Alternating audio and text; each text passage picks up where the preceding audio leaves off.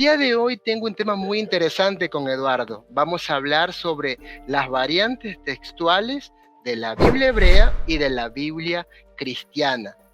Quizás algunas personas que nos ven por primera vez se preguntarán, bueno, ¿qué son las variantes textuales? Se recogen variantes textuales en lo que es la historia de la transmisión del texto citada por el testimonio citado por los padres de la Iglesia, donde hay variantes textuales muy llamativas. Y también tenemos variantes textuales, por ejemplo, en los diálogos de Platón o Timeo, Critias, y ahí tenemos también, por ejemplo, de Aristóteles. La crítica textual se aplica a todo texto de la antigüedad donde tengamos varias copias, no tenemos los originales, y estas copias presentan variantes textuales.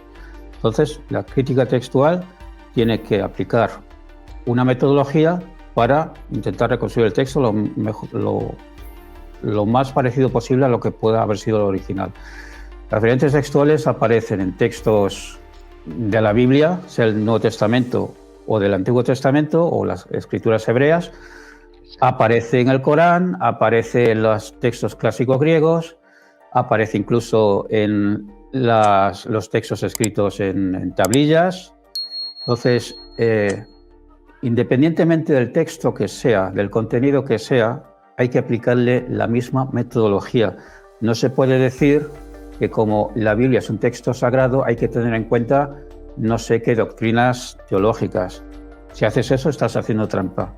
Porque si no podías decir, bueno, yo soy trinitario, pues entonces la coma joánica la considero una variante válida. Ese es el propósito principal de la crítica textual. Intentar reconstruir un texto siguiendo una metodología en base a las variantes textuales que podamos encontrar en los manuscritos. En este caso vamos a hablar de los manuscritos del Nuevo Testamento y del Antiguo Testamento. Entonces, del Nuevo Testamento tenemos, por ejemplo, lo que es la edición crítica del texto griego. Aquí podemos señalar el Nuevo Testamentum Graece, tal como se titula la edición crítica de Nestle Aland, que va por su 28ª edición y probablemente para el año que viene podremos encontrar una nueva edición. Esta obra crítica no es el trabajo de un solo experto, sino que detrás de este proyecto pues, hay expertos que siguen una metodología establecida para reconstruir los textos. ¿Qué metodología se usa? Pues, por ejemplo, se tiene en cuenta la antigüedad de un testigo, y este es un factor importante, y aunque se suele preferir la lectura del testigo más antiguo, el factor de la antigüedad no es absolutamente determinante. Yo diría que entre todos los criterios que se utiliza en la crítica textual, el de la Lectio Difficilior Potior es el que más peso tiene. Este criterio postula que la lectura más difícil probablemente sea el original o atienda más al original. Y veremos ejemplos concretos tanto referentes al Nuevo Testamento como al texto de la Biblia hebrea. Otro criterio sería el conteo de los manuscritos que contiene una lectura. Otro criterio es simplemente observar si una variante se debe a un simple error del copista. Lo que tiene que quedar claro es que la crítica textual no es una ciencia exacta y los criterios usados no son absolutos. Cada uno de los criterios tiene su punto fuerte y su punto débil y por lo tanto no podemos tener certeza al 100% y no es tampoco el propósito de la crítica textual presentar certezas. Otra dificultad añadida es la distancia temporal que hay entre la redacción de un texto, el tiempo que hay entre la redacción de un texto original y la aparición de las primeras copias manuscritas o citas que se puedan encontrar en autores que no hayan copiado el texto, ¿no? Por ejemplo, en concreto con el Nuevo Testamento tenemos citas de los padres de la Iglesia y simplemente con la cita de los padres de la Iglesia incluso podríamos reconstruir el Nuevo Testamento hasta cierto punto. En el caso del Nuevo Testamento, por ejemplo, el texto que teóricamente se podría reconstruir sería el que circuló en el siglo II y no el texto anterior al siglo II. por la sencilla razón de que no tenemos a día de hoy copias ni siquiera fragmentarias del siglo I, y las citas más antiguas que hicieron los padres de la Iglesia pues son del siglo II. Para que entendáis los problemas, os señalo un ejemplo que veremos en detalle cuando presentemos estos ejemplos concretos, ¿no? Tenemos en Marcos una lectura de un pasaje que está presente en casi todos los 5.600 testigos griegos. No sé cuánto vais, a veces se dice 5.600, a veces 5.700, pero bueno, hay un solo testigo griego que tiene una variante textual frente a los 5.600 o los 5.999. Y la solución pareciese fácil, 1 contra 5.599. Y es muy probable que precisamente por ser una lectura difícil se hizo de inmediato la corrección por parte de los copistas y de ahí que se haya dado la relación numérica entre una lectura y otra. Esta, en este asunto concreto, reproduce la lectura mayoritaria, pero resulta que la Nestle Aland no es la única edición crítica académica del texto del Nuevo Testamento. Por ejemplo, está la edición crítica Greek New Testament de la Society of Biblical Literature y esta se decanta por la lectura más difícil y lo veremos más adelante cuando veamos esa variante textual en las fotografías de los propios códices. Habría que ver también los artículos académicos que se han pronunciado respecto a esta variante textual concreta a favor de una u otra lectura. Y de hecho tengo un vídeo publicado respecto a esta variante concreta en mi canal. Todo esto que os transmito es para que os hagáis una idea de la complejidad de la crítica textual. Esto es en cuanto a la crítica textual aplicada al Nuevo Testamento. Como podemos adivinar, hay un trabajo extenso tras ello. En cuanto a las escrituras de la Biblia hebrea, al menos hasta donde yo sé, a día de hoy no se ha hecho una edición crítica, una reconstrucción crítica del texto, y lo más parecido que se ha hecho es, por ejemplo, en la Biblia qumránica, presentar el texto masorético en paralelo, en tablas, con los textos de la Septuaginta y los manuscritos qumranitas. En la Biblia hebraica surcatensia, por ejemplo, se recoge el texto del Codex Leningradensis con un aparato crítico que indica variantes textuales y manuscritos o lecturas diferentes en la Septuaginta, es decir, no va más allá y reconstruye un texto crítico aplicándole la metodología de la crítica textual, como ocurre con la Nestle Aland respecto al Nuevo Testamento.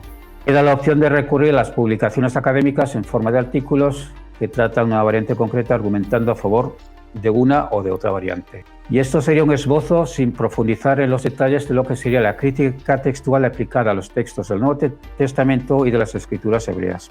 Escrituras que para un experto en crítica textual son unos textos más. No se fija si son sagrados o no son sagrados. Ese criterio no existe en la crítica textual. Repito, no hay que respetar dogmas para reconstruir el texto.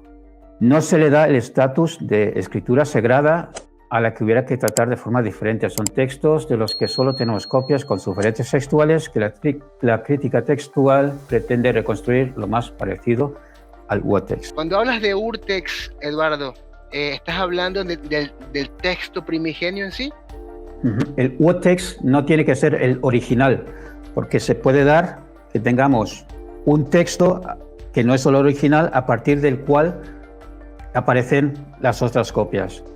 Entonces, en el asunto del Nuevo Testamento, el urtext que se puede reconstruir no va más allá del siglo II, porque no tenemos manuscritos más antiguos y las citas de los padres de la Iglesia son del siglo II. Urtext no tiene por qué ser el original. ¿Es cierto que la Biblia es la obra literaria con mayor cantidad de testigos textuales, perdón? Sí, eso es cierto.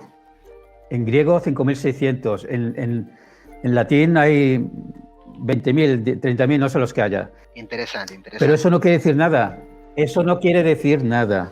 No quiere decir que porque haya 5.600 testigos que se pueda reconstruir un texto más fiable que otro texto de la antigüedad. Eso no quiere decir eso. Yo lo digo porque sé que los apologistas, por ejemplo, cuando ves un debate entre Bart Ehrman y Daniel Wallace dice, es que tenemos 5.600 y de Aristóteles tenemos 200. Fíjate tú, ya, pero ¿y qué? A lo mejor los 200 de Aristóteles son más fiables que los 5.600, porque también hay que tener en cuenta que los 5.600, la gran mayoría son copias de siglos mucho después. Del siglo I no tenemos nada, del siglo II tenemos algunos. Y si nos vamos al Antiguo Testamento, pues los primeros manuscritos son del siglo III, antes de la Era Común. Imagínate si los primeros textos se empezaron a poner por escrito en el siglo VIII, se calcula, pues pasaron muchísimos siglos, ¿no? Ahí eso ya los apologistas no suelen tener en cuenta, ¿no? Que con el Antiguo Testamento tenemos el mismo problema que tenemos a lo mejor con Aristóteles o con Platón, el tiempo que ha pasado entre cuando se debió haber escrito y las primeras copias que tenemos manuscritas. ¿Qué opina Eduardo de la Biblia como palabra de Dios, palabra de hombres o cuestión de fe? O que cada quien crea lo que quiera creer. Vale. Creo que he dejado claro que cuando estudiamos la Biblia, y en concreto en lo que se refiere a la crítica textual, no podemos tener en cuenta que sea palabra de Dios o deje de serla. Yo personalmente tengo mi opinión, pero no pinta nada aquí. Crea o no crea que es la palabra de Dios, es una metodología que hay que aplicarle. Te tienes que atender a la metodología, no a tus creencias o no creencias, y ya está. Definitivamente. Vamos a empezar pues por la variante textual que ya he insinuado. Es esta que dije que hay un manuscrito frente al 5599. Vamos a buscar el Codex Sinaiticus. El primero será el Codex Sinaiticus. Este está disponible en este portal, codexsinaiticus.org. Acá en la pestaña Información, por ejemplo, las 4 instituciones que tienen parte del códice, porque el códice está repartido, ¿bien? Aquí tenemos el códice fotografiado incompleto, pero está repartido. Los propietarios son, por ejemplo, la British Library, la Universidad de Leipzig de Alemania, el Monasterio de Santa Catarina en Sinaí y la Librería Nacional de San Petersburgo. Y luego, instituciones que trabajaron en la creación del propio portal, está el Göttinger Digitalisierungszentrum, que entiendo que sería la institución que se encargó de digitalizar las páginas del códice. Es decir, es un portal institucional académico confiable. Aquí a la izquierda tenemos el manuscrito, ¿vale? Y tenemos herramientas para desplazarnos a través del mismo y podemos hacer zoom. A la derecha tenemos 2 ventanas. La de arriba es la transcripción a letras de imprenta en griego y abajo tenemos la traducción al inglés. Y si pulsamos en el texto transcrito a letras de imprenta en el texto griego sobre una palabra, se nos marca en el propio manuscrito. Vamos a pulsar sobre la palabra que nos interesa. Bien, aquí busco el 141. Bien, vamos a ampliar aquí. El texto dice: Kai splanmisteis ecteinas tin cheira autor. Movido a compasión, extendió la mano. La palabra que nos interesa es Spanglish, con compasión. Este sería el Codex Sinaiticus. Resulta que esta variante textual en los manuscritos griegos está presente en griego solo en este códice. Hay, creo que 3 manuscritos en latín donde aparece también esta variante textual, pero estamos hablando de los manuscritos griegos, los testigos griegos. El resto de los 5.599 o los que haya contiene la variante compasión. Si siguiéramos el criterio de la mayoría de las lecturas, pues deberíamos concluir que Marcos escribió compasión. Sin embargo, el criterio de la lectura más difícil es la correcta, indica que el evangelista presentó a Jesús en esta situación concreta con un carácter pues no precisamente compasivo. Y como ya dije antes, dependiendo de la edición crítica, la Nestle Aland, por ejemplo, en su edición 28 se decanta por la variante compasión y la edición crítica de la Sociedad Bíblica se decanta por la variante furia. Y si revisamos los papers, unos prefieren una variante y otros prefieren otra variante. La traducción y edición, por ejemplo, crítica de Antonio Piñero, los libros del Nuevo Testamento, pues aquí se decantan por la variante furia. Yo me decanto por la variante furia ya no solo por el peso que tiene la lectura más difícil, sino porque a eso se le añaden otros argumentos más que no vamos a desarrollar aquí. Quien guste, pues puede verlo en mis vídeos en YouTube, porque le dediqué un vídeo a esta variante textual. Otra variante textual muy conocida es el final largos de Marcos, por ejemplo, ¿no? En el manuscrito más antiguo que tenemos de Marcos, que contiene que está completo el Evangelio, o por lo menos que tiene la parte final, en los manuscritos más importantes, por ejemplo, el propio Sinaiticus, pues el Evangelio de Marcos concluye en Marcos 16:8, donde las mujeres huyen de la tumba sin decir nada a nadie de lo que habían presenciado sobre este joven vestido de blanco, que les había dicho que Jesús había resucitado. Es decir, del 9 en adelante, esos versículos están ausentes. Nada de aparición a María Magdalena, ni a los discípulos, ni la gran comisión, ni la gran ni predicar el Evangelio a toda criatura, y tampoco se dice nada de la ascensión de Jesús a los cielos. Como dato curioso, en el Codex Washingtonianus hay un final alternativo con un logión intercalado que dice lo siguiente. Esto es interesante. Y ellos se disculparon diciendo: esta era de anarquía y falta de creencias religiosas está bajo Satanás, que no permite que la verdad y el poder de Dios prevalezcan sobre las cosas impuras de los espíritus. Por tanto, revela su rectitud ahora, dijeron a Cristo. Y Cristo les respondió a ellos: el plazo de años del poder de Satanás se ha cumplido, pero otras cosas terribles se acercarán. Y por aquellos que han pecado, yo fui entregado a la muerte para que ellos regresen a la verdad y no pequen más, para que si ellos puedan heredar la espiritual e incorruptible gloria de rectitud que está en el cielo. Lo curioso de este códice es que es contemporáneo con estos principales, como son el Sinaiticus, el Bezae, que es un poquito más posterior, o el Vaticanus y el Alejandrinus. Y luego tenemos, por último, la variante textual respecto al Nuevo Testamento que quiero presentar, que es el asunto de la perícope adúltera, es decir, la narración de la mujer adúltera que es librada por Jesús de ser lapidada. La perícope de la mujer adúltera no está presente en los manuscritos más antiguos, como por ejemplo el P66, que es de finales del siglo II, del principio del III. En verde he remarcado las últimas palabras del versículo que preceden a la perícopa de la mujer adúltera, y en rojo las palabras que siguen a esta perícopa, ¿no? Es decir, entre medias de estas dos marcas que he hecho debería estar la perícopa, y no está. ¿Bien? Es el más antiguo que tenemos del Evangelio de Juan, donde debería aparecer la perícopa y no aparece. Luego está el P75, que es un poquito más tardío, alrededor del siglo III en adelante. Este está más fragmentado, pero se puede localizar la parte donde debería estar la perícopa entre la marca verde y la roja. Bien. Así que en los dos más antiguos no aparece la perícopa de la mujer adúltera. Tampoco aparecen los manuscritos tan importantes como el Codex Sinaiticus, no está en el Vaticanus, no está en el Washingtonianus y tampoco está en el Alejandrinus. La primera vez que aparece la perícopa de la mujer adúltera es en el Codex Bezae, que es el siglo V.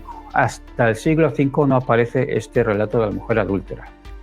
Podría decir que hay un padre de la Iglesia que habla de una pecadora que es librada por Jesús. No está claro si eso hace referencia a esta perícopa. En cualquier caso, en cuanto a los manuscritos, esto es lo que hay. Estos pocos ejemplos espero que sirvan para abrir apetito para quien quiera seguir ampliando la lista de variantes textuales. ¿Sabes qué palabra se usa en griego donde se traduce como siervo del centurión? Pero según la traducción correcta debería ser amante del centurión. No. Yo sé que eso lo propone, ¿cómo se llama?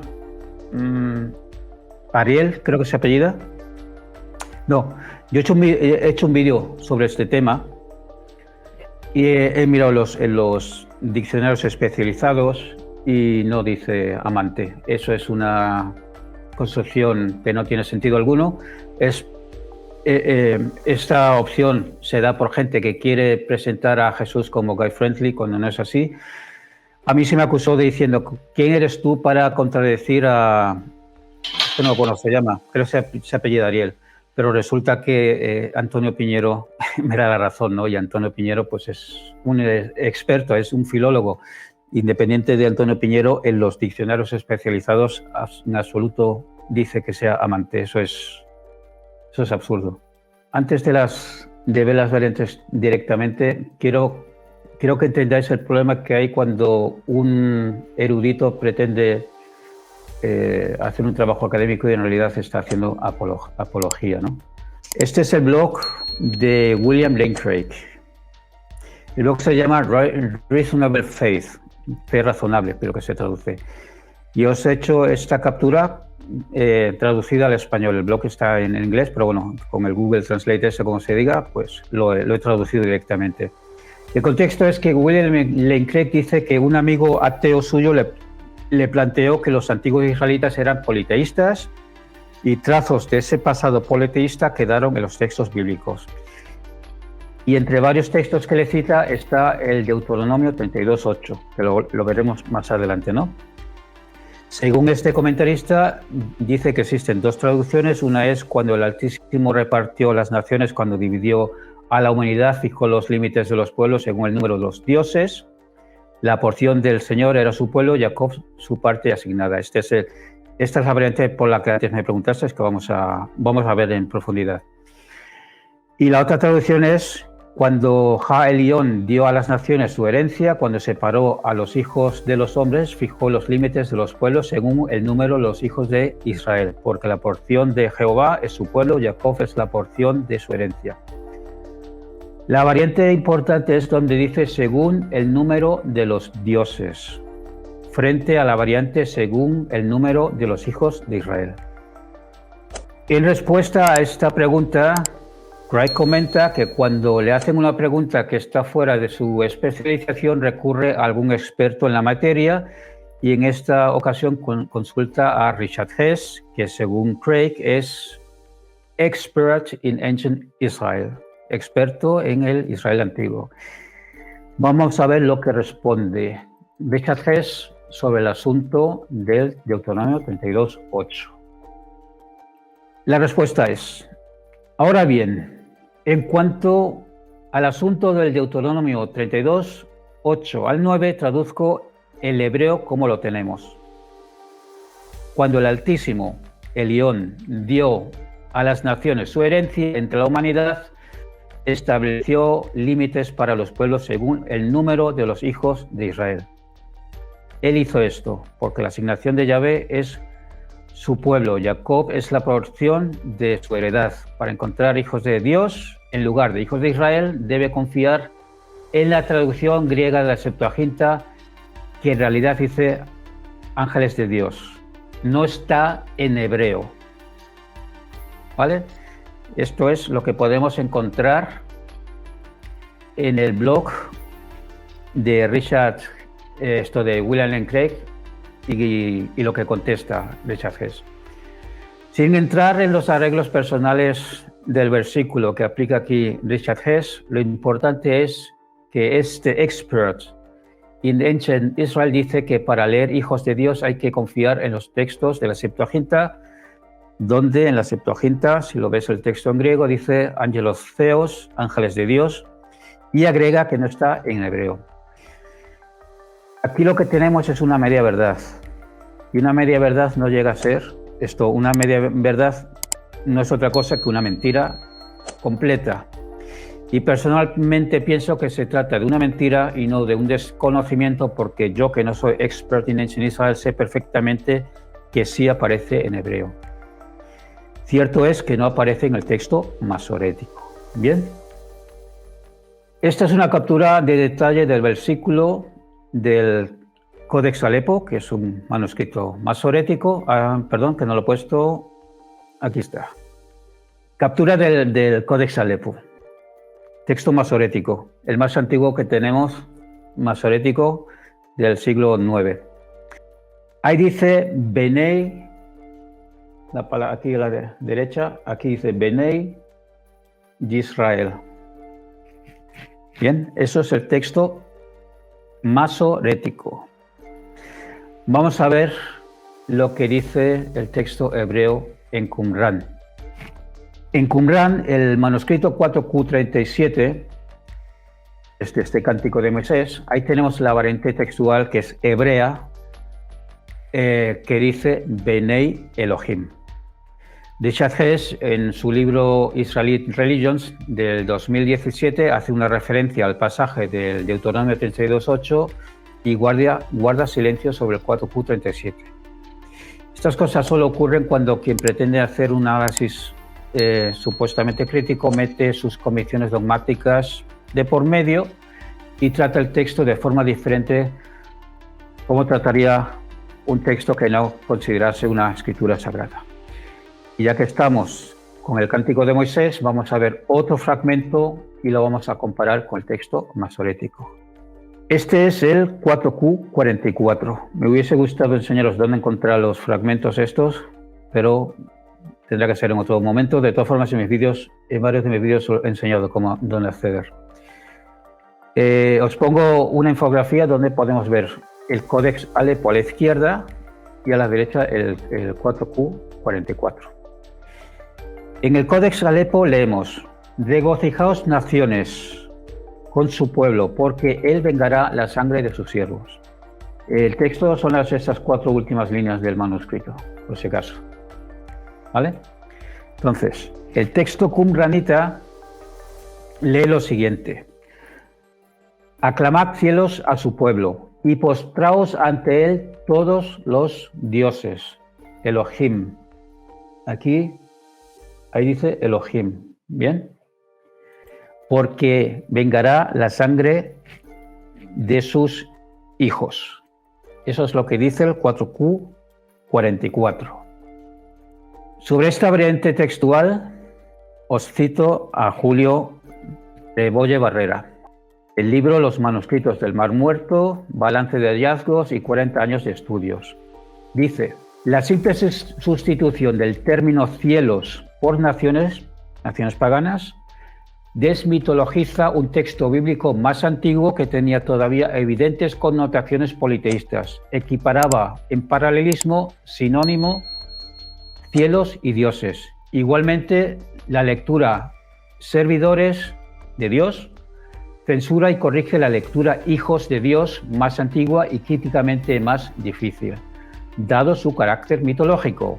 La supresión de la frase postraos ante él todos los dioses responde también a un escrupuloso monoteísmo que no permite referencia alguna a la existencia de otros dioses. La siguiente variante textual que quiero mencionar está en el libro de Jueces, capítulo 6, para buscarlo dentro de todos los fragmentos de los que se compone el manuscrito 4Q49. Lo podéis buscar.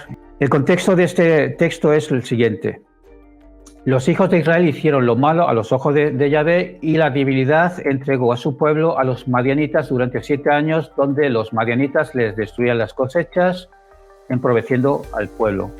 Así que los israelitas claman a Yahvé, a lo que acude el ángel de Yahvé para instruir a Gedeón de que se alce contra los madianitas, porque el ángel de Yahvé estaría con Gedeón. Aquí habría que explicar que en realidad el ángel de Yahvé es el propio Yahvé, es decir, estaríamos ante un Yahvé antropomorfo que se sienta bajo una encina y conversa con Gedeón. Lo que pasa, el texto fue corregido cuando se tiene una idea de un Dios más trascendental, y estas intervenciones antropomorfas pues se le asigna no al propio Yahvé, sino a su ángel.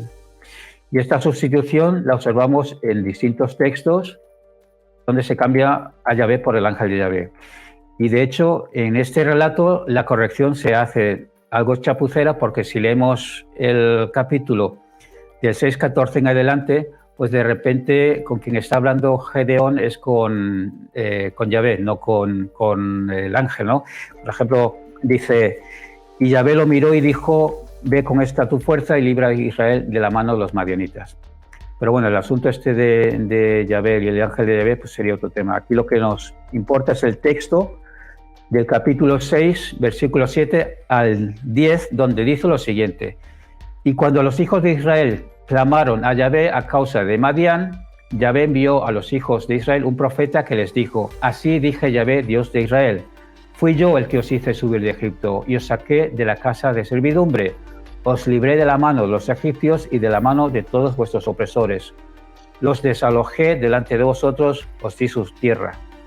Y os dije: yo soy Yahvé, vuestro Dios, no temeréis a los dioses de los amorreos en cuya tierra habitáis, pero no me habéis obedecido. Pues bien, este texto, en primer lugar, interrumpe el flujo de la narración, por un lado, y en segundo lugar, es un texto típico de la historia deuteronomista. Por ello, los académicos argumentaron que estos versículos no debieron haber pertenecido originalmente al relato de Jueces. Y esta hipótesis fue respaldada por Qumran, ya que esta variante textual, que se identificó como una glosa de la escuela deuteronomista, está ausente en el manuscrito qumranita 4Q49. Y el fragmento también nos indica que la crítica literaria hace bien su trabajo. Puso esta hipótesis no como una conjetura loca, sino con muy buenos argumentos, y fue confirmada posteriormente por Qumran. Se suele decir en los blogs de corte apologista que los manuscritos de Qumran demuestran la fiabilidad de la transmisión del texto hebreo, porque dicen que apenas sufrió alguna variante significante y mínima debido a algún error del copista, algún descuido, ¿no? Quien afirme esto simplemente no conoce los manuscritos. He aportado solo 3 ejemplos de los muchos que se podían aportar. Vamos a dejar el asunto de Salmos para el final, donde aparentemente se habla de un condenado a quien le traspasan las manos. Veremos a continuación, para ello igualmente, un manuscrito qumranita que contiene el Salmo y otro que se encontró en el desierto de Judá, no en Qumran. ¿Quién tienes por muchísimo? Si partes de la teología de que los israelitas fueron monoteístas a partir de Abraham, esto cambia muchísimo la teología. Porque los israelitas eran politeístas. No es hasta después del exilio que conciben que hay un solo Dios. Incluso parece ser que hasta la época helenística no es que se tiene ya fijado que hay un solo Dios, ¿vale? Anteriormente, los orígenes de Israel, los israelitas eran cananeos, aceptaban el panteón que encontramos en Ugarit con sus variantes, ¿no? Por ejemplo, en este pasaje realmente se está diciendo que Yahvé está subordinado a El Elión. El Elión reparte las naciones y a Yahvé le da el pueblo de Jacob. Bien, entonces, en ese sentido, cambia la teología, por supuesto. Hasta la época de Josías, no es que se hace una gran reforma teológica, pero no se abandona el politeísmo, simplemente se debe adorar solo a Yahvé y solo en el templo de Jerusalén. Entonces, sí, esta variante cambia mucho la teología. Lo que pasa, tenemos que tener en cuenta, los qumranitas no eran politeístas. Ellos se asumieron, o ya se había asumido para esa época, que esos Elohim eran mensajeros de Yahvé. Bien, entonces, como los textos se pueden interpretar en ese sentido, pues no tuvieron ningún problema en copiarlos. Lo que pasa es que parece ser que los responsables del texto proto-masorético, que luego será, es prácticamente lo mismo que el texto masorético, pero sin los signos vocálicos. Que el texto masorético, que es a partir del siglo VII en adelante, es cuando se empieza a añadir los signos vocálicos, acentos y cosas por el estilo. El caso es que los responsables del texto proto-masorético, que así es como se denomina en la academia, parece ser que fueron los fariseos. Ya en el siglo II encontramos ya textos que son igual que el texto masorético, pero son los Nikuts, el siglo II de antes de la era común.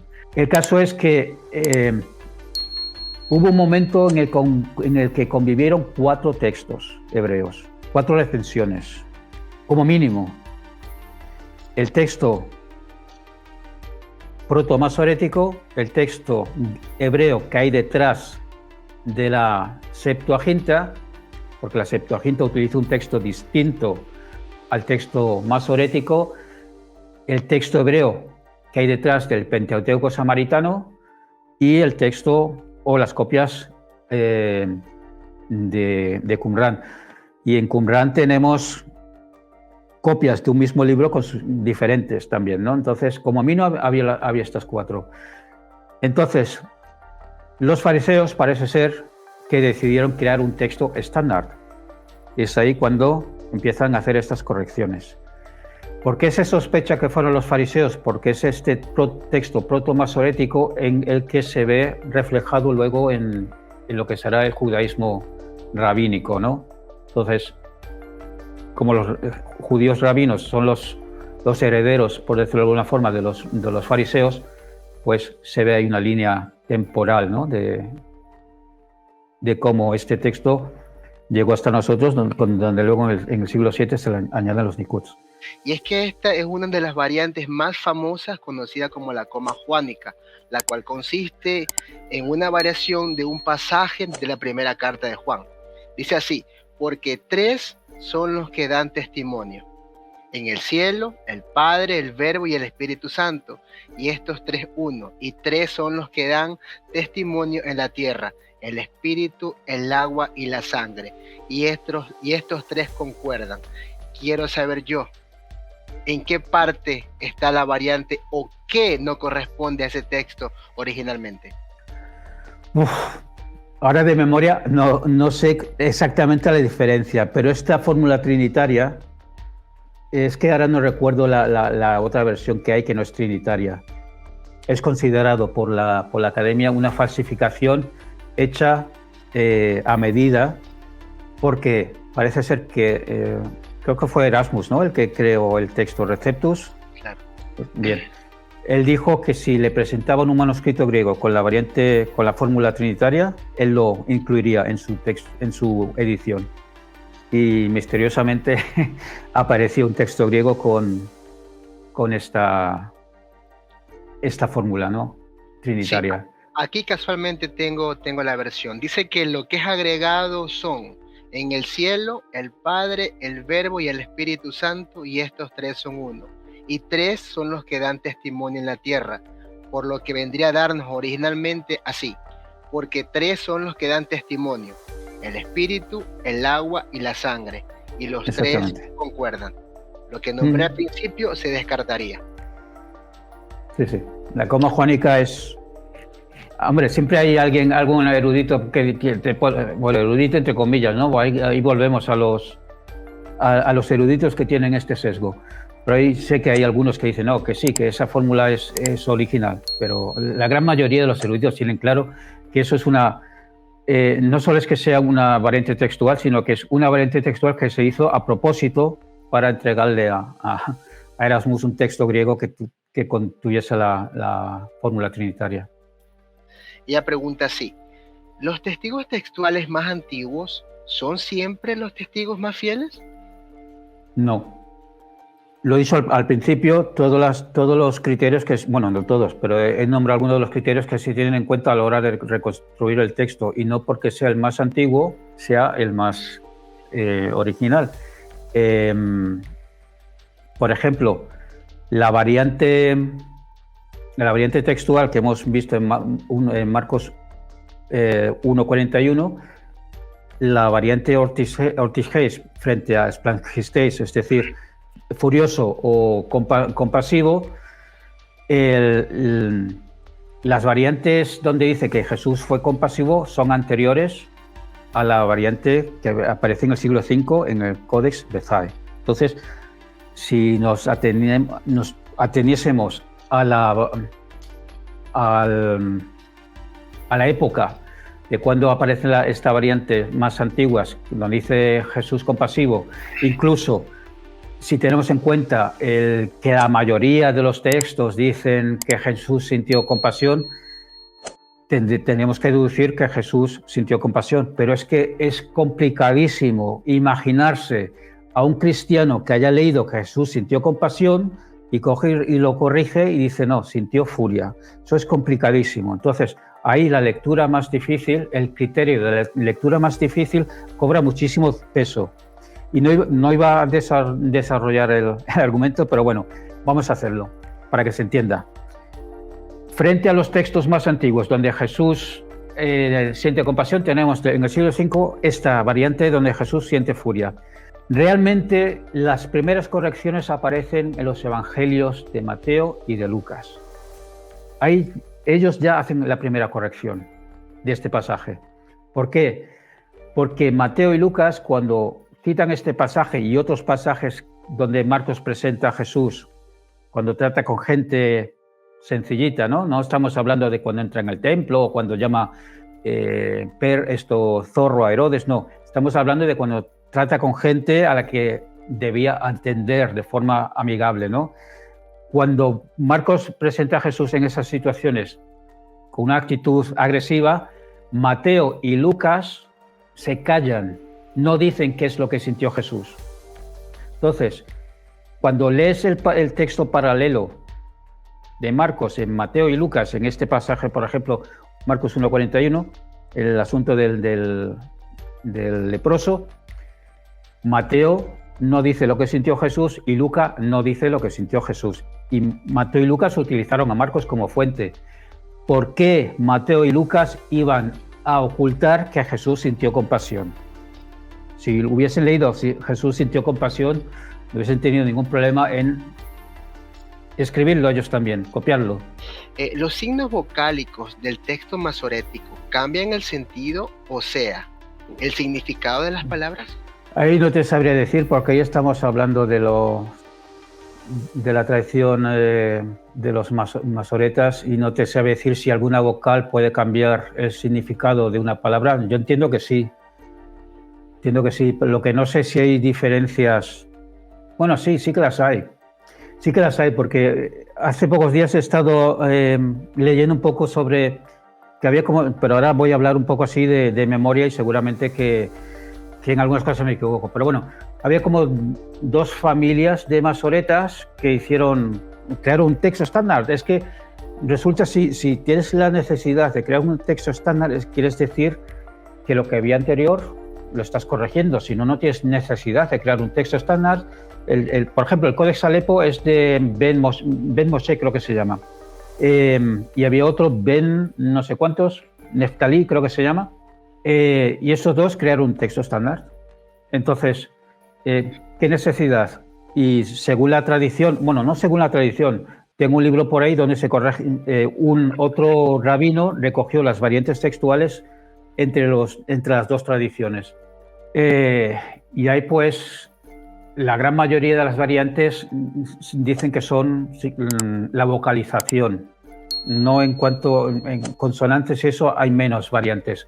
Pero bueno, yo entiendo que sí, que una vocal puede cambiar el sentido de una palabra, pero no te lo puedo asegurar. Eso no lo he estudiado en profundidad en cuanto a lo que se refiere a los textos masoréticos.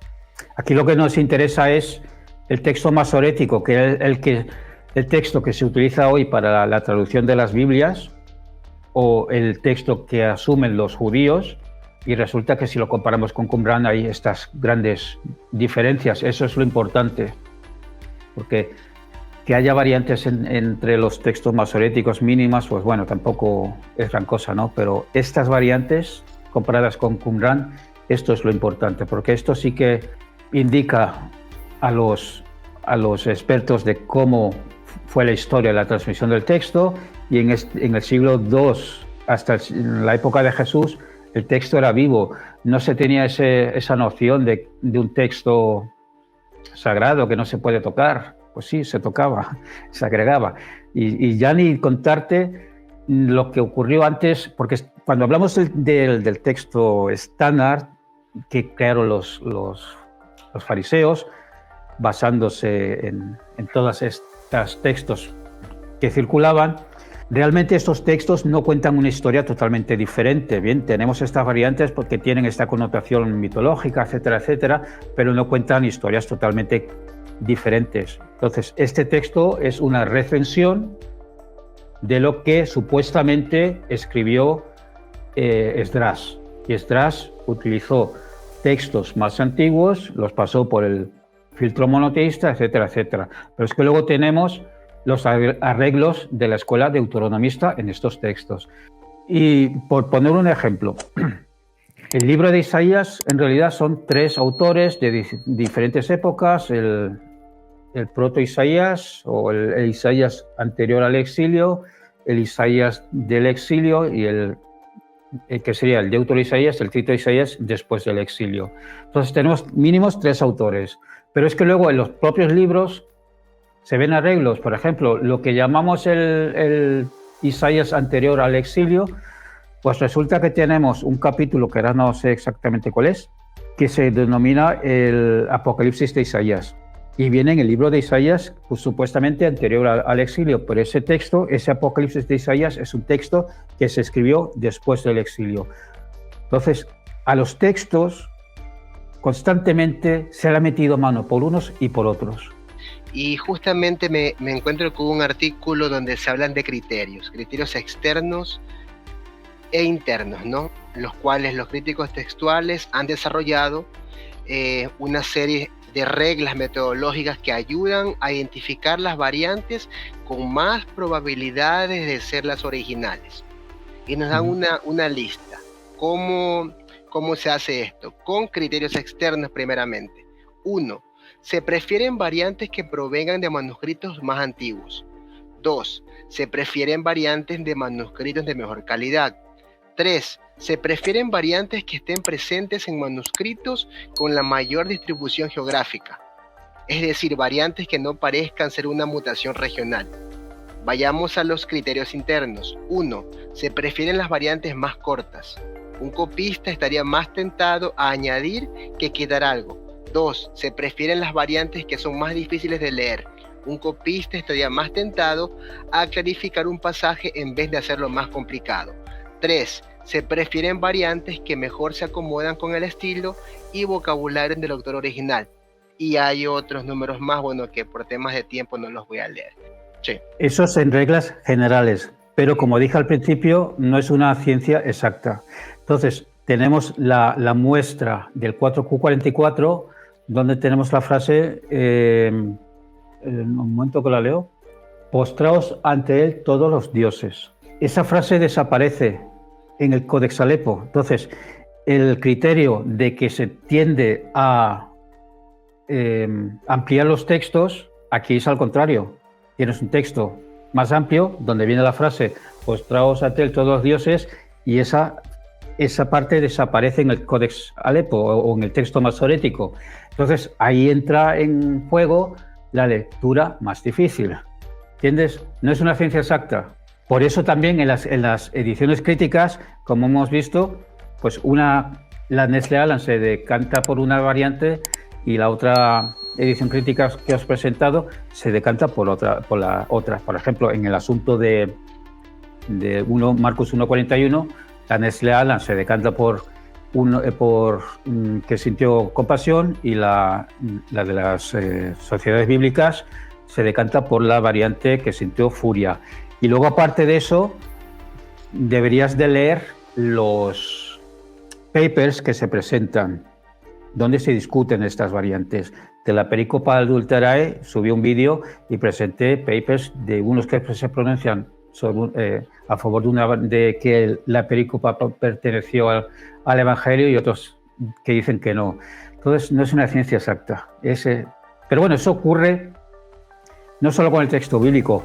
Lo que pasa es que con el texto bíblico, como se le da ese halo de sagrado, pues aceptar que hubo arreglos, hay gente que no lo quiere entender, o a lo mejor tiene una teología ya prefabricada. Entonces, tener que aceptar que la variante más probable es esta otra, que no la que a ti te gustaría que fuese, pues ahí entran en conflicto. Pero bueno, lo dicho, la crítica textual no es una ciencia exacta. Pues vamos a ocuparnos del Salmo 22, 16. Bien, las traducciones suelen reproducir el texto de la siguiente forma: porque perros me han rodeado, me han cercado cuadrilla de malhechores, me han me horadaron las manos y los pies, es decir, me agujearon las manos y los pies. La Biblia de Jerusalén traduce de la siguiente forma: perros innumerables me rodean, una banda de malvados me acorrala como para prender mis manos y mis pies. En las traducciones alemanas aparece la variante león. Por ejemplo, la Textbibel de 1899 dice: Den Hunde umgeben mich, eine Rotte von Bösewichtern umkreist mich, den Löwen gleich meine Hände und Füße. Löwe en alemán quiere decir león, es decir, aquí no se está hablando de agujerear, sino de un león. La Biblia hebrea Sturgatensia, que se basa en el Codex Leningradensis, lee lo siguiente: los perros me rodean, una manada de malvados me acercan, como león mis manos y mis pies. La frase como león, mis manos y mis pies, a primera vista parece ser que no tenga sentido. Pero estamos hablando de poesía hebrea. Y en la poesía hebrea es frecuente encontrar frases sin el verbo. Y esto no es que lo diga yo, esto lo explica, por ejemplo, Cliff Davis o Josh Bowen. Y de hecho, para el asunto del Salmo, pues me he basado en un vídeo que le dedica Cliff Davis a este asunto, bueno, y aparte algunos textos que he leído, ¿no? La pregunta sería, si el texto hebreo dice Kari, se escribe Kaf, Aleph, Resh y al final la Yod. Kari sería león, Kari en hebreo es león, y la Kaf pues es la preposición como, por eso leemos Kari. Así que, ¿cómo es posible la diferencia entre traducciones y en alguna de ellas pues dice traspasaron frente a algo tan distinto como leones? Aparece la traducción traspasar porque la traducción se deriva de la Septuaginta. La Septuaginta, que se corresponde, si queréis buscar, hay un portal que se llama Deutsche Bibelgesellschaft. Ahí tenéis la Septuaginta en griego y se corresponde con el versículo 21:17. El texto dice Oluxan. Bien, he marcado la palabra en azul, que al inglés se ha traducido como pierced o en español horadado. Pero la palabra en griego, en la Septuaginta o en la literatura griega en general, nunca, sea el contexto que sea, significa traspasado, sino excavado. Y aquí es donde entra en juego la supuesta variante textual que aparece en un manuscrito en Qumran y en otro manuscrito encontrado en el desierto de Judea, en Nahal Heber, que no es este manuscrito último, no es de Qumran, y llegan a confirmar la lectura de la Septuaginta en contra del texto masorético. Pero eso es lo que dicen ciertos apologistas, ¿no? Y quizás no sea así tal como ellos afirman. El fragmento del desierto está online en el mismo portal donde están las fotografías de los textos qumranitas y en breve lo vamos a ver en imagen, no vamos a entrar en el blog. El manuscrito de Nahal Heber fue presentado aparentemente por el hebreísta Peter Flint en una conferencia que dio ante un público. Voy a cambiar la cámara, que no estáis viendo, que me veáis la cara. Peter Flint hizo una conferencia frente a un público que no fue precisamente académico, donde le da la buena noticia a los hermanos, creo que incluso los llama hermanos en esta conferencia. Les presenta este manuscrito donde dice que aparece la variante traspasado y el público, pues entusiasmado, arranca en aplausos, ¿no? En realidad, si vemos el vídeo de la charla, pues observamos que hizo trampas, porque presenta unas fotografías que, aunque son del desierto de Nahal Heber, los fragmentos que presenta no son del manuscrito. Esta es la imagen que se ve en el vídeo de esta conferencia, ¿bien? En la conferencia, ¿bien? Y dice que aquí es donde viene la variante. Este sería las fotografías que utilizo que encontráis en esta web. Bueno, y a continuación, pues presenta este texto ya transcrito a caracteres de ordenador, ¿no? Entonces, nada tiene que ver esto con el texto de los fragmentos que presentó anteriormente. Y siento tener que volver a señalar la condición de cristiano evangelista de Peter Flint. Es un experto y es uno de los elegidos para traducir los textos de Qumran, pero como se observa, por ejemplo, en otros expertos, por ejemplo, José O'Callaghan y Carsten Peter Tide con el 7Q5, Daniel Wallace con el supuesto manuscrito del siglo I de Marcos, pues la pasión cristiana pues a veces le puede más que la serenidad académica. Yo sospecho que no quiso públicamente enseñar la fotografía del manuscrito por el siguiente motivo. Este es el fragmento que contiene el pasaje y como vemos, las letras son apenas legibles. Os he remarcado en rojo la palabra que es de nuestro interés. Las letras prácticamente no se leen. Vamos a ver una ampliación para ver qué tal. Con mucha atención se puede distinguir la Kaf, la Aleph, la Resh y al final pues la letra de la disputa que podría ser una Yod o una Waf. Entiendo, Alonso, que tienes ciertos conocimientos de la escritura hebrea, pero quizás quienes no estén familiarizados y nos están viendo no tengan esto claro. La forma del trazo de una Yod y la de una Waf es prácticamente igual, con la diferencia que la Yod es muy cortita y la Waf pues es más alargada. En los manuscritos masoréticos no hay tal problema de caligrafía.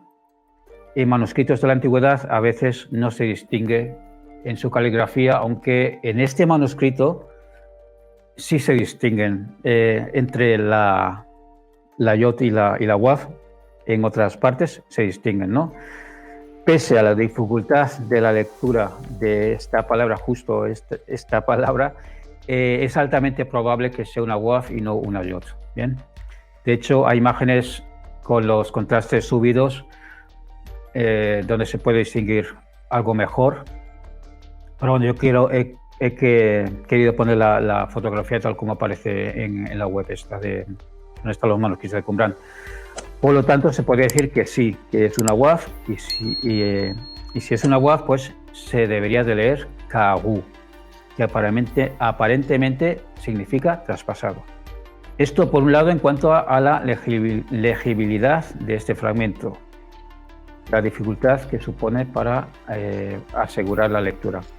Ahora bien, la palabra escrita Kaf, Aleph, Resh y Waf, es decir, Kagu, con la Aleph, escrito así, no significa absolutamente nada en hebreo. En realidad estamos hablando de un error del copista. La palabra en hebreo para león es Ari, y con la Kaf que vemos pues sería la preposición como león. Resulta que en hebreo existe el verbo kagá, que se escribe Kaf, Resh y Hei, y significa excavar, es decir, ni siquiera significaría traspasar. Traspasar sería Kegu con la Kaf y la Resh, y Waf sin la Aleph. Bien, Kaf, Resh, Waf, pero sin la Aleph está intercalada. Eso sería Kegu, traspasado, no traspasar, traspasado. Y la raíz pues estaría compuesta por la Kaf y la Resh. Y eso se parecería bastante a la palabra que encontramos en este manuscrito. Y faltaría por explicar cómo es que se intercala la Aleph. La explicación de los defensores es que al no tener un sistema de vocalización, como lo encontramos luego, como hemos dicho, en los textos masoréticos, con los nikuts, pues a veces se utilizaba, por ejemplo, la Aleph como una especie de vocal. Por lo tanto, estaríamos ante una versión larga del verbo hebreo kegu. Aún pudiéndose tratar de un sistema ortográfico de utilizar los verbos de esta las vocales de esta forma, lo que ocurre es que si en algún manuscrito se observa un sistema de ortografía, este es consistente en todo el manuscrito. Y este no es el caso en este manuscrito. Eso ocurre solo, si ocurriese, pues sería solo en esta palabra. Y esto no es posible. de todos los manuscritos que conocemos, se sigue el mismo patrón ortográfico. No se usa la Aleph como vocal en ninguna otra parte. Y siguiendo las explicaciones de Kip Davis, en hebreo no existe ningún verbo de la raíz kaf y resh. Lo que pudo haber ocurrido para que en la Septuaginta se traduciese como oruxan, excavar, es que el traductor se topase con este error en el texto hebreo y pensase que la palabra tuviese algo que ver con el verbo kerú, que significa excavado, no traspasado o perforado, sea cual sea el contexto en el que aparezca la palabra, como ocurre con la palabra griega. Así que tenemos un error del escriba que se traduce como excavada en la Septuaginta y de ahí pasa a las lenguas vernáculas como perforada.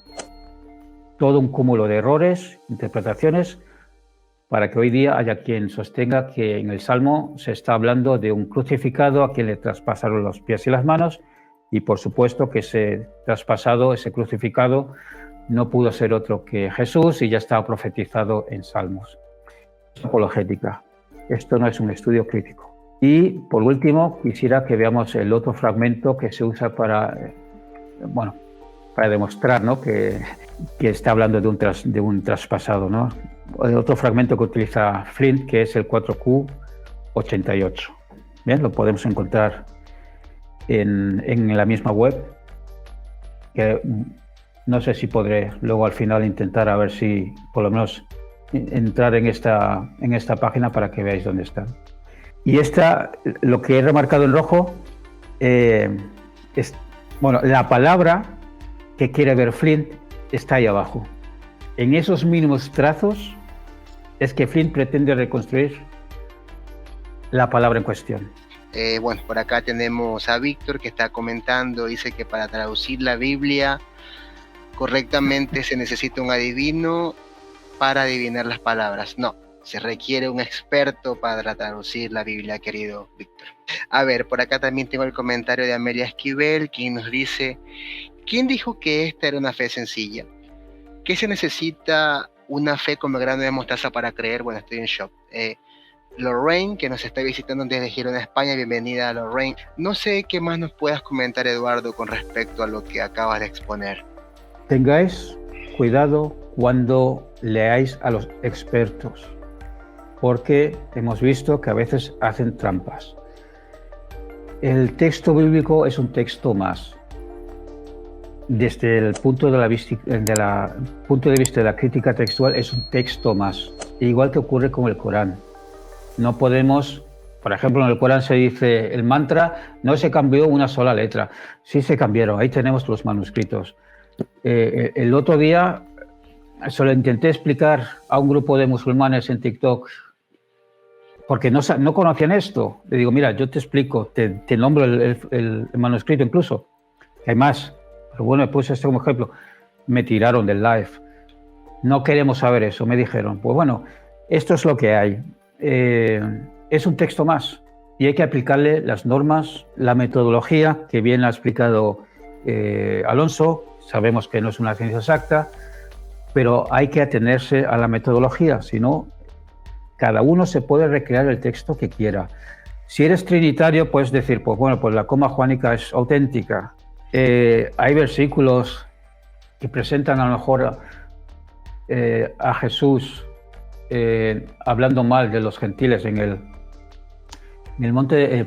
Sermón del Monte. Dice, no hacen eso mismo los publicanos, pero es que tenemos la variante textual, no hacen eso mismo los gentiles. Ahí el criterio de la lectura más difícil entra de nuevo, porque si resulta que el propósito de los evangelistas fue llevar al mundo la buena nueva, el evangelio, y tenemos a Jesús hablando mal de los gentiles, pues evidentemente cuando un cristiano lee en el Sermón del Monte, que es el sermón por excelencia cristiano de Jesús, y resulta que está hablando mal de los gentiles, pues alguien dijo, pues no puede haber dicho eso de los gentiles, vamos a cambiarlo. Lo cambiamos por publicanos. Por ejemplo, esa variante textual existe. Y así hay un montón de ellas, que en realidad no es que no vayan a echar, no echarán por tierra la teología cristiana para nada, pero hay que ser sinceros. Y luego otra cosa, las variantes textuales no están solo en el Nuevo Testamento. Normalmente se obvia, ¿no?, que en el Antiguo Testamento existen también. Se tiene la idea que Qumran ha demostrado que el texto, los judíos fueron... No, los judíos, ¿qué judíos? Los fariseos, a partir de un texto que ellos ya arreglaron. Todo esto hay que tenerlo en cuenta. Quien quiera seguir creyendo que el texto es inspirado por Dios, es palabra divina, cada cual con sus creencias, pero cuando hablamos de crítica textual hay que seguir una metodología, si no hacemos trampas. Interesante, Eduardo. Bueno, para las personas que te deseen seguir, aquí abajito estoy dejando en el banner, que se puede leer ahí, el canal de Eduardo para que lo sigan. Tiene muy buenas exposiciones. Su canal está como DragonArt 666, canal de YouTube de nuestro amigo. Sé que también tienes TikTok, Eduardo. Te encuentran igual, ¿no? Simplemente le dais a suscribirse y ya está. Y si dejáis comentarios, mejor aún, por el asunto este de los algoritmos de YouTube. Y nada, si os interesa conocer lo que se cuece en la academia, aparte de ver los canales que nos dedicamos a ello, en mi canal tenéis en la pestaña información, ahí pulsáis y os aparece un enlace, acceso a mi biblioteca. Y ahí pues tenéis un montón de literatura, libros, papers, de todo, sobre las ciencias bíblicas. Interesantísimo, Eduardo. Bueno, yo acotar a lo que dice Eduardo, por favor, suscríbanse a su canal. Somos un equipo de trabajo. Está el canal de Eduardo, DragonArt 666, el canal Investigando la Historia de Carla Díaz, el canal de la compañera Norma Lilia, Biblia en Contexto, el canal también del profesor Pedro Rosario. Hay otro canal, Rivera del Jardín. Bueno, somos muchos, acá no competimos, acá lo que tratamos es de hacer divulgación, entre nosotros no competimos, acá tratamos de aportar un granito de arena en este vasto mundo de las ciencias bíblicas, de verdad, insistirles y pedirles de favor, suscríbanse al canal de Eduardo, sí. Eduardo, por favor. Lo que hacemos es combatir la desinformación que hay. Da igual que sean por parte de ateos, por parte de creyentes, hay mucha desinformación sobre la Biblia. No conocen lo que es las ciencias bíblicas, no saben de asiriología, no saben de arqueología, a veces ni siquiera han leído la Biblia. Yo me encuentro con gente que dice, es que la Biblia dice tal, no dice tal cosa en la Biblia. Ya no te estoy hablando ni siquiera de que estás utilizando una mala traducción, es que lo que estás diciendo no viene en la Biblia. Y en base a eso que dices que dice la Biblia, estás montando toda una burla, porque normalmente se burla, no hacen una crítica. Se puede criticar la Biblia perfectamente. Yo hago crítica a la Biblia, pero de forma honesta, académica, con conocimiento y no en forma de burla. Entonces, eso es lo que combatimos, toda esta desinformación que hay por parte de unos y de otros. Nos podemos equivocar todos cometemos errores, yo cometo errores, de vez en cuando. Si reviso mis vídeos, si veo que he dicho alguna fecha errónea o cualquier otro error, doy fe de rata y ya está, no pasa nada. Entre todos, como he dicho en algún de mis TikToks, donde he presentado los canales amigos, he dicho entre todos sumamos. Interesante, Eduardo. Bueno, ya para ir cerrando, acá comenta el profesor Ulpio, dice, Eduardo, si quieres monetizar debes decir que Jesús era un Anunnaki. Jaja. Efectivamente, ese es el gran problema. He visto canales que tienen cualquier cantidad de suscriptores y muchísimos views. Yo digo, wow, ¿cómo puede ser? Pero para eso estamos acá. Y ojalá lleguemos muy lejos porque para eso apuntamos. Y digo, lleguemos entre todos los que hacemos divulgación. Ha sido un verdadero placer, amigo. Gracias a todos. Gracias. Nos vemos hasta la próxima. Cuídense mucho. Un fraterno abrazo desde acá de Guayaquil, Ecuador. Gracias por todo, en serio, gracias. Cuídense mucho. Paz a ustedes. Un abrazo fraterno. Chao, chao.